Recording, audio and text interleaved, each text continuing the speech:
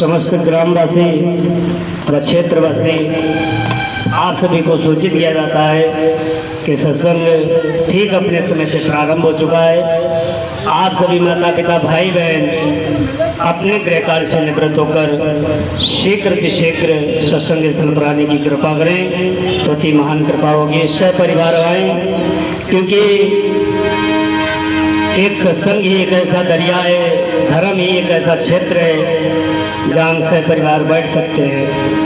वरना ऐसे ऐसे जगह हो गई जहाँ माता और पिता एक साथ नहीं बैठ सकते, एक साथ सो नहीं सकते, और पिता पुत्री एक साथ बैठ नहीं सकते, एक जगह सुन नहीं सकते। हमारे घरों में टीवियों में ऐसे प्रोग्राम आते हैं जहाँ परिवार एक साथ बैठकर नहीं देख सकते। ऐसे ऐसे अश्लीलता भरे दौर चल रहे हैं, तो उनमें ना उलझकर बल्कि ऐसी जगह पर आकर जहाँ युगों युगों की कहानी को दर्शाया जाता हो और हमारे जीवन को सही किया जाता हो, तो ऐसी जगह अगर कहीं है तो वो सत्संग की धरा है। सत्संग की धरा आपके गांव में इस समय बरसात हो रही सत्संग की। देखो, बारिश दो प्रकार की होती है। एक अंबर से जब पानी बरसता है, जमीन में पड़ी दरारें सारी जुड़ जाती हैं। जमीन में दरार पड़ जाए तो उसको जोड़ने का मार्ग एक ही रहता है। ऊपर से जब बारिश होती है आकाश से, तो सारी जमीन एक लेवल हो जाती है, कहीं दरार नहीं रहती है।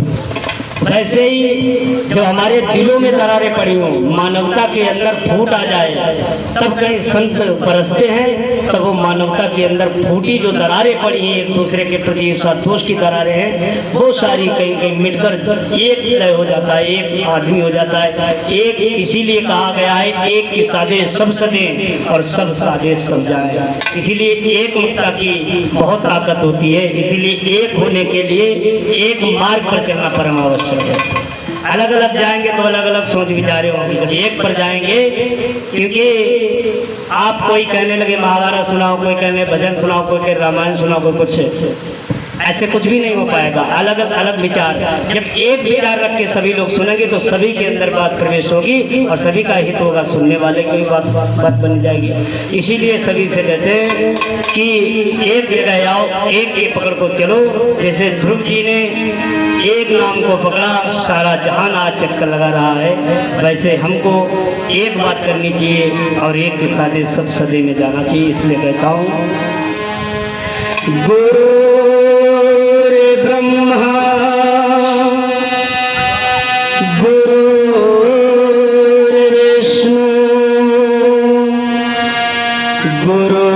गुरुर्देव महेश्वर गुरुर् साक्षात् परम ब्रह्म तस्मै श्री आप लोग बैठ जाए तो अति मान कर पाओगे। भाई साहब इधर, दादा लोग, भैया लोग, बड़े चाचा, आप बैठ जा सकते, कितने मान हो आप बताओ। बैठिए, सब लोग बैठिए। तो ध्यान मूलम गुरु मूर्ति, आप लोग आगे बैठे आओ, हमारे श्रोता हो, हमारे जैसे हो, आप सब लोग आगे आइए। कि ध्यान मूलम गुरु मूर्ति, पूजा मूलम गुरु पदम, मंत्र मूलम गुरु वाक्यम, मोक्ष मूलम गुरु कृपा। ध्यान का मूल गुरु के श्री चरणों में होना चाहिए था, लेकिन बहुधा हम लोग जब जीवन की शुरुआत करते हैं तो अक्सर सर्वे कर लो तो कोई मोबाइल से करता है, कोई सिगरेट से करता है, कोई बीड़ी से करता है, कोई गांजे से करता है, कोई दारू से करता है, कोई दुनिया के कार्य से करता है। कुल मिलाकर हम लोग ध्यान व जीवन की शुरुआत वहाँ से प्रारंभ करते हैं जो एक दिन चीज नष्ट हो जाए। और हम लोग चाहते हैं अमरता, हम लोग चाहते हैं मोक्ष। मोक्ष अगर चाहना आपके जीवन का लक्ष्य बने तो उसको सबसे प्रारंभ में करना प्रारंभ कर दो। सुबह उठो तो ध्यान, जैसे दादाजी ने आज बताया वैसे जाना चाहिए। गुरु के श्री चरणों में उठकर नतमस्तक, माता पिता को प्रणाम, बड़ों को आदर। यहाँ से जीवन शैली श्री राम जी की थी और वहाँ से हमारी जीवन शैली रह नहीं गई। इसीलिए उनमें हमें फर्क यही है कि वो अपने ज़माने में आए, जब घर से निकले तो कुछ भी न था, लेकिन जब घर में लौट कर आए तो दुनिया की संपदा लौट कर आए। वैसे हम लोग जब कहीं अलग हो जाएं, कहीं गरीबी में चले जाएं तो अकेले जाओ, और जब पुनः लौट के इस घर में वापसी हो तो दुनिया का वैभव लेकर आओ, सारी अध्यात्म की दुनिया को लेकर आओ। श्री राम जी जब घर से गए तो किसी संत का दर्शन नहीं था ठीक से, लेकिन जब लौट कर आए, न जाने कितने संतों का आशीर्वाद, न जाने कितने राज्यों की विजय सारी बताकर अपने घर में लौट कर आए। ये होता है बाहर निकलना। लेकिन हम लोग बाहर निकल के जाते हैं, लोग परदेश में जाते हैं लेकिन बिगड़ कर आते हैं। राम जब घर से निकाले गए तो बनकर आए, और राम बन गए तो राम बन गए, राम बन गए तो राम बन गए। लेकिन हम लोग वन में भी नहीं जाते, फिर भी बिगड़ जाते हैं। कैसा हमारा चरित्र, कैसा हमारा जीवन, इसलिए कहता हूँ। और हम लोग वन में जाकर वन जब ही पाएंगे, क्या होंगे कि ध्यान मूलम गुरु मूर्ति, पूजा मूलम गुरु पदम, मंत्र मूलम गुरु वाक्यम, मोक्ष मूलम गुरु कृपा। गुरु की जब कृपा होगी तो मोक्ष भी हमारे हाथ में होगा, वरना नहीं। और जय जय जय गुरुदेव जी, धाम अपार अनाम, ऐसे सतगुरुदेव जी के श्री चरणों में कोटि कोटि प्रणाम। और हम लोग क्या, मैं अपराधी जीव, न किसके भरा विकार, अपनी दया से सतगुरु कीजिए भव से पार। तो तेरी सत्ता के बिना हे प्रभु मंगल मूल, पत्ता तक हिलता नहीं, खिले नए हो। तो आया है सो जाएगा, राजा रंग फकीर, कोई सिंहासन पर चढ़े, कोई बंधे जात जंजीर। सिंहासन और जंजीर में बंधना यहाँ के कर्म के हाथों में है। यहाँ हम अच्छी भूमिका निभाएंगे, अच्छा कर्म करेंगे, गुरु बनाकर नाम दान लेंगे, उस पर भजन ध्यान साधना करेंगे। विमान कहीं जाने वाला नहीं, विमान को आना ही पड़ेगा। अगर इस कर्म विधि में नहीं आएंगे, रावण के जैसे दुनिया में विचरण करते रहेंगे, दूसरे का धन अपना बनाना चाहेंगे, तो जंजीर में बंध के जाना ही पड़ेगा और हर वर्ष मरकर निंदा सहनी ही पड़ेगी। इसीलिए कहता हूँ, तो आंसू बहाने के सबक सिखलाए नहीं जाते, दर्द दिल में होता है, आंसुआ ही जाते। कि बुरा जो देखन मैं चला और बुरा न मिलिया कोई, जो दिल खोजा अपना मुझसा बुरा बिंदा दूसरे की बुराई। राजनीति में यही होता है। इसीलिए तो दुनिया में हमारा देश, डॉक्टर अगर दुनिया में जाओ तो भारत के डॉक्टर बहुत अच्छे कहे जाते हैं।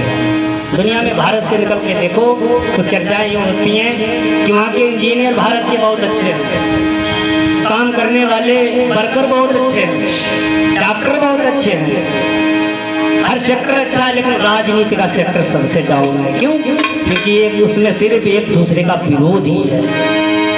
और मानते हैं कबीर साहब को, मानते हैं श्री राम जी को, बल्कि उन्होंने क्या किया, उन्होंने क्या कहा कि बुरा जो देखने में चला बुरा न मिलिया कोई, जो दिल खोजा अपना मुझसा बुरा न हो। और दुनिया में अगर विजय पानी है तो अपनी बुराई करना पहले प्रारंभ कर दो। दूसरे की बात पहले अपने आप को कहो कि आप अच्छे, मैं ही गलत, आप सही हैं। वास्तविक कहीं न कहीं कारण मेरा ही रहा होगा। श्री राम जी को जब जंगल निकाला तो श्री राम जी ने कहा इसमें किसी का कारण नहीं हो सकता है, हमारी गलती पूर्व जन्म में हो, उसका हमें परिणाम ये मिला। बल्कि जंगल की इतनी बड़ी बात कि 14 वर्ष आपको जंगल जाना, रात को छोड़ना पड़ेगा, कोई सुविधा नहीं। हमारे सामने ऐसी स्थिति आ जाए तो हम लोग जहर खा लेंगे, आत्महत्या कर लेंगे या दूसरे को मार देंगे जो सामने खड़ा है। ऐसा होता ही समाज में है। लेकिन श्री राम जी ने कुछ भी नहीं किया, अपने आप को धैर्यवान बनाया। और धैर्यवान अगर कहीं से धैर्य का जन्म होता है तो गुरु के श्री चरणों से जन्म होता है धैर्य का। विश्वास का कहीं से अगर जन्म होता है तो गुरु जी के श्री चरणों से होता है। और ज्ञान और विवेक का कहीं से जन्म होता है तो गुरु के श्री चरणों से होता है। वास्तविक ज्ञान इन बाहरी विद्यालयों से आता तो है, लेकिन संस्कार और अध्यात्म का अगर कहीं से ज्ञान आता है तो यहाँ से आता है। वहाँ की विद्या, हम वहाँ की शिक्षा लेकर हम पढ़ जाएंगे।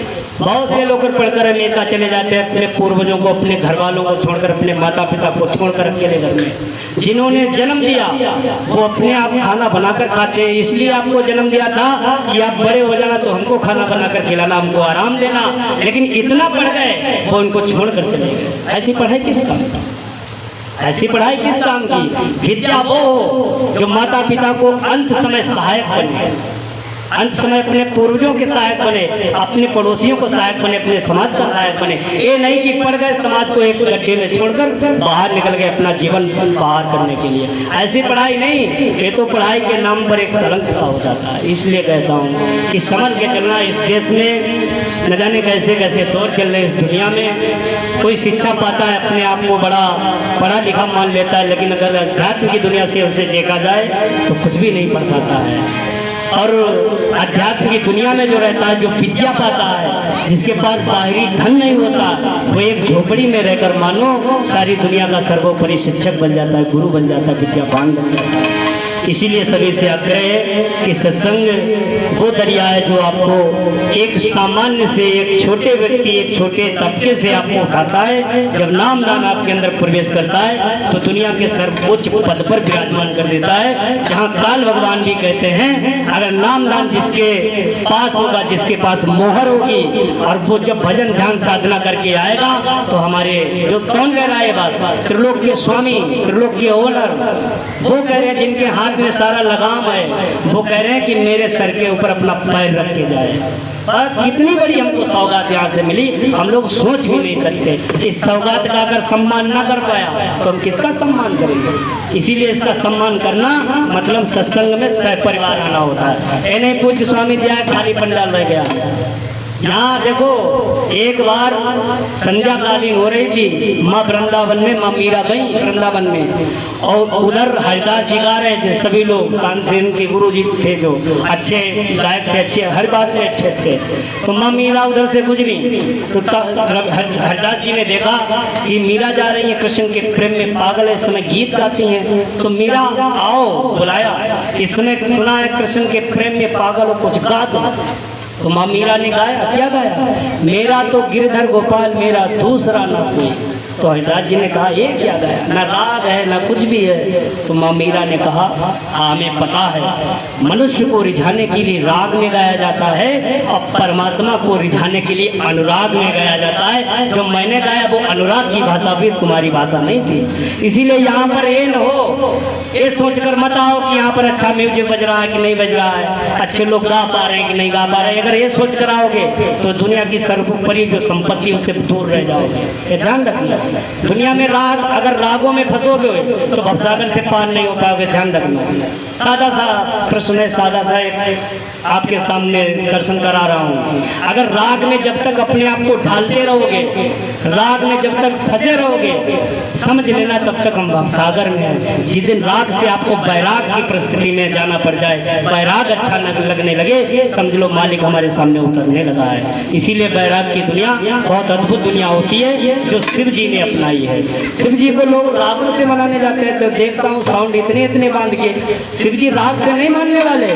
शिव जी को अगर वास्तविक मनाना है तो बैराग से मनाइए। शिव आपके हाथों में, आपके अंदर, कहीं बाहर नहीं। अब कहता हूँ वंदहु गुरुपद पदुम परागा सुरुचि सुभाष सरस अनुरागा।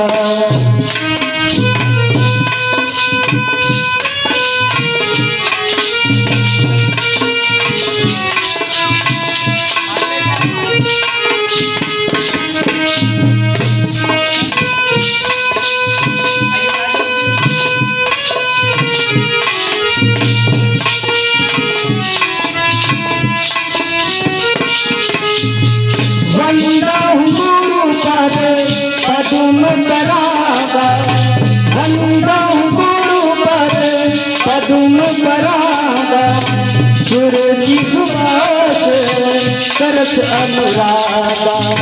अमिया मोरी में चूरन चारो, अमिया मोरी में चूरन चारो।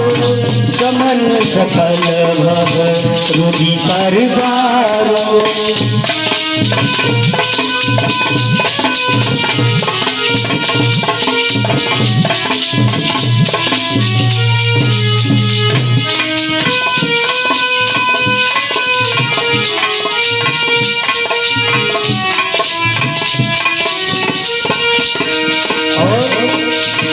अब प्रभु कृपा करूं यही भांति, अब प्रभु कृपा करूं यही भांति।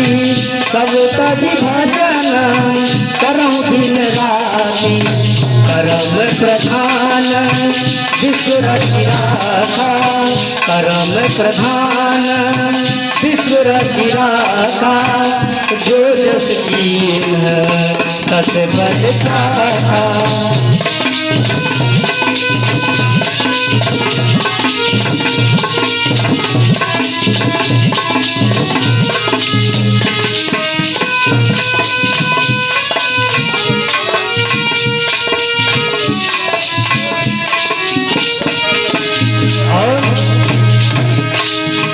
जाती रही भावना जैसी, जाती रही भावना जैसी। प्रभु मोहरत दे तीन कैसी। मंगल भवन अमंगल हारी, मंगल भवन अमंगल हारी। द्रवं सुदशरथ अजीर बिहारी।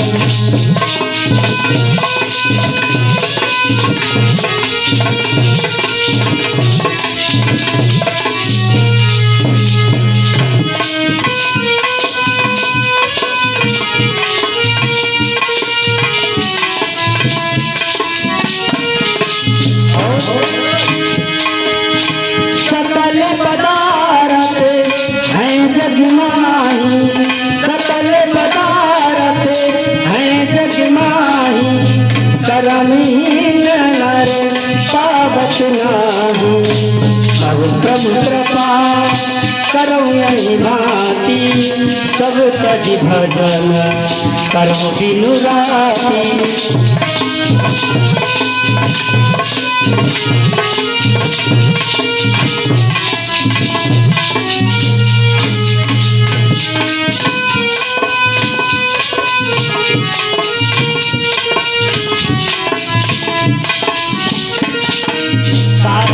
अब प्रभु कृपा करूं यही भांति। सब तज भजन करूं दिन राति।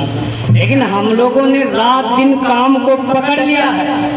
वहाँ पर तजने को बताया गया, लेकिन यहाँ पर हम लोगों ने पकड़ लिया, ठीक उल्टा काम कर दिया है।